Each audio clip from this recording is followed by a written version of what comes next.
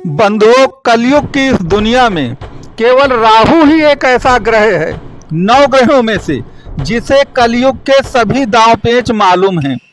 याद करिए कि बृहस्पति को केवल धर्म और नैतिकता का दांव पेच बस मालूम है, शनि को ईमानदारी और कठोर परिश्रम का दांव पेच मालूम है, तो मंगल को अपनी मसल पावर का लड़ाई झगड़े का दांव पेच मालूम है, लेकिन राहु को तो सभी दांव पेच मालूम है। और याद रखिए, यह दांव पेच का अगर आप सही इस्तेमाल करेंगे तो 2025 और 26 में इतना बड़ा खेला होगा कि आपका पूरा जीवन ही सुधर जाएगा। आपको मालूम है कि राहु देव जो हैं मई 2025 से आपके सेकंड भाव अर्थात कुंभ राशि में आने वाले हैं। और याद रखिएगा कि जो सेकंड भाव है वह आपकी फैमिली को, कुटुंब को और धन को प्रदर्शित करता है। आप इस दुनिया में हर चीज के बगैर रह सकते हैं, जीवन यापन कर सकते हैं, लेकिन आप ये बताइए कि क्या धन के बिना और फैमिली के बिना कोई व्यक्ति सरवाइव कर पाएगा? कभी नहीं कर पाएगा।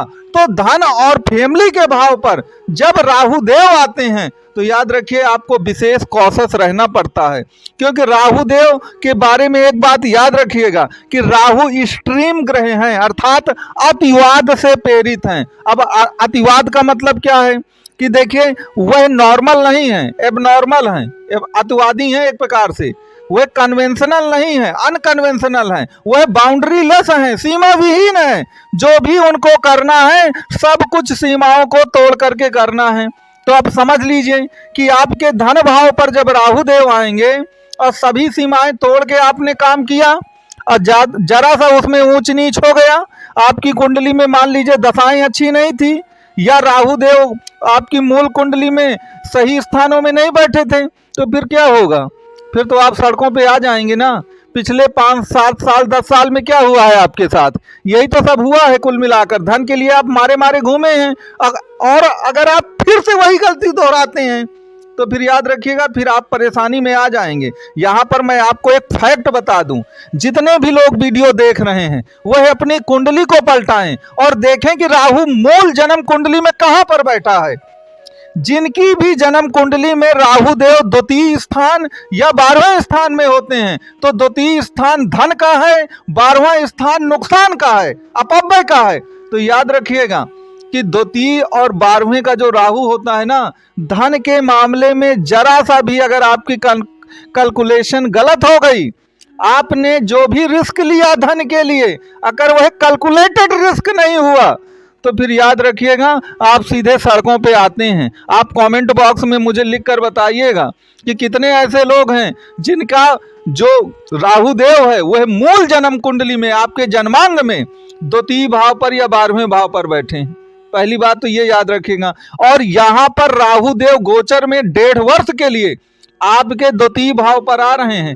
अब अगर आप कैलकुलेटेड रिस्क लेंगे, सही काम करेंगे या कुंडली में राहु की क्या पोजीशन है असली में उसके अनुसार काम करेंगे तो निश्चित तौर पर आपका बहुत बड़ा खेला होगा। और 2025 और 26 ये जीवन का स्वर्णिम अवसर होगा आपके लिए। तो अब राहु के लिए आप कहेंगे कि महाराज करें तो करें क्या?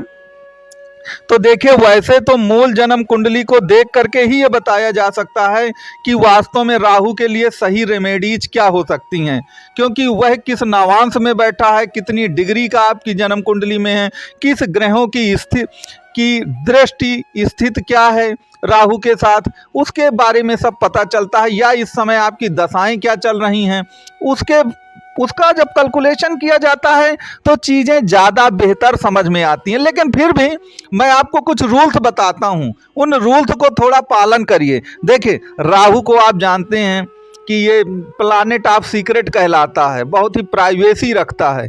तो आपको प्राइवेसी रखना है 2025-26 में। किस मामले में? अपनी फैमिली के मामले में।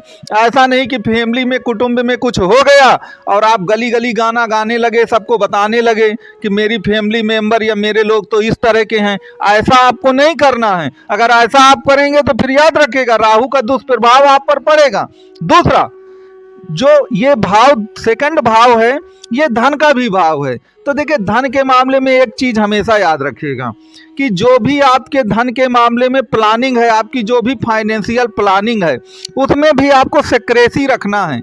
आपको तब तक लोगों को वो बात नहीं बतानी जब तक आप उसे एग्जीक्यूट ना कर लें, और बतानी है तो वहीं बतानी है बात, धन के मामले में जहां बेहद आवश्यक हो। ऐसा ना हो कि आपने कोई प्लानिंग बनाई और गली गली गाते चले जा रहे हैं, मित्र को, यार को, सबको इम्प्रेस करने के लिए अपनी प्लानिंग बता रहे हैं। अगर आप ऐसा करेंगे तो फिर राहु बहुत गंभीर ग्रह है।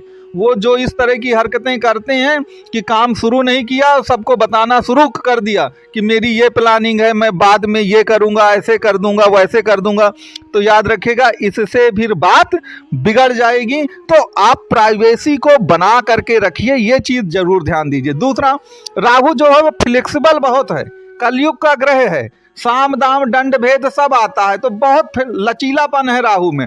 तो परिस्थितियों के अनुसार जो उचित है राहु वो करने को तैयार हो जाता है। आप अगर बहुत सिद्धांतवादी बनेंगे कि नहीं नहीं मैं तो ऐसा नहीं कर सकता, मैं तो ऐसा किसी कीमत पे नहीं करूंगा, चाहे मैं सड़कों पे आ जाऊं, चाहे मैं बर्बाद हो जाऊं, तो फिर राहु आपका साथ नहीं देगा। आपको परिस्थितियों के अनुसार काम करना ही पड़ेगा। इसके अलावा आपकी जन्म कुंडली में राहु पर किस ग्रह की दृष्टि है ये भी देखना पड़ेगा। अगर राहु पर गुरु की दृष्टि है तो थोड़ा आप नैतिकता और संस्कारों का सहारा ले सकते हैं। अगर शुक्र की दृष्टि है तो शुक्राचार हैं, राजनीति के प्रकांड विद्वान हैं, तो फिर आपको साम दाम दंड भेद का ही सहारा लेना पड़ेगा। इसके सिवा अगर शनि का असर है राहु पर तो आपको कठोर परिश्रम और ईमानदारी भी थोड़ा सा रखनी पड़ेगी। तो कहने का तात्पर्य यह है कि वो जन्म कुंडली को देख करके ही प्रॉपर तरीके से आपको बताया जा सकता है। मैंने तो केवल यहाँ पर आपको इतना कोशिश किया है कि सेकंड भाव में जब राहु आता है तो धन और फैमिली के मामले में याद रखिएगा, अगर आपने कैलकुलेटेड रिस्क नहीं लिया और आपने सब कुछ कैलकुलेट नहीं किया ढंग से तो फिर बात बिगड़ने में बहुत देर नहीं लगेगी, इस बात का ध्यान रखिएगा। और जन्म कुंडली में जिनके दूसरे या 12वें भाव पर राहु हैं वो तो विशेष कोशिश रहे। मान लीजिए किसी के 12वें भाव पे राहु है जन्म कुंडली में, अब वो गोचर में द्वितीय भाव पे आ रहे हैं कुंभ राशि में, तो 12वां भाव हानि का है, अपव्यय का है, दूसरा भाव धन का है जिसमें वो आ रहे हैं, तो धन का अपव्यय या हानि बहुत बड़ी कहीं ना हो जाए, तो इसका आपको ध्यान रखना है। और हमेशा एक चीज याद रखिए कि जब प्यास लगेगी तभी थोड़ी कुआं खोदा जाता है। अगर आप पहले से उसको जान लें कि नुकसान ही ना हो आपका, तो वही स्थितियां आपके लिए सबसे बेटर रहेंगी। तो आप ये मत सोचिए कि राहु को तो अभी 4 महीने बाद 18 मई से आना है कुंभ राशि में, और उसका प्रभाव अगले महीने से ही आपको दिखने लगेगा। इस बात को आपको ध्यान में जरूर रखना है। तो राहु के बारे में थोड़ा सा कॉशियस रहिए। और कुंडली के बारे में आप कोई भी कंसल्ट करना चाहते हैं राहु के संबंध में या कुंडली के किसी भी ग्रह के संबंध में तो दिए गए नंबर पे आप कॉल और व्हाट्सएप कर सकते हैं।